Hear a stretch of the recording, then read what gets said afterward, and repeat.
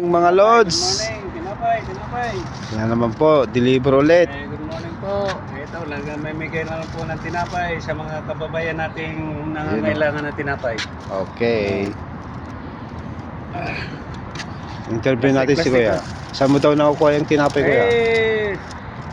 Mayroon kaming bakery dito. Oo, Oo, libre. libre. Walang bayad.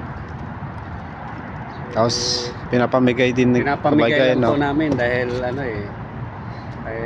maraming nangangailangan ng pagkain.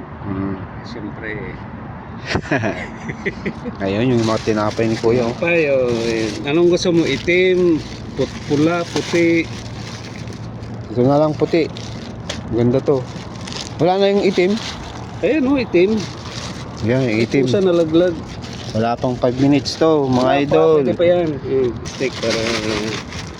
Okay. Yung itim. Masarap yung itim. Akin na lang tong plastic. Ayawan nila yung itim. Kaya nga, masarap yun eh.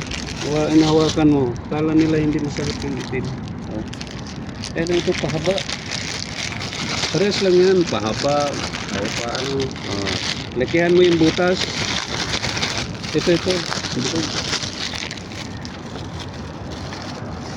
Sausan mo lang sa kape. Okay na to, Kuya. Yun, daming binigay ni Kuya. Ayuda! Sa mga taong nangangailangan ng pagkain. Yan no, salamat. General Torian ng Saudi Arabia.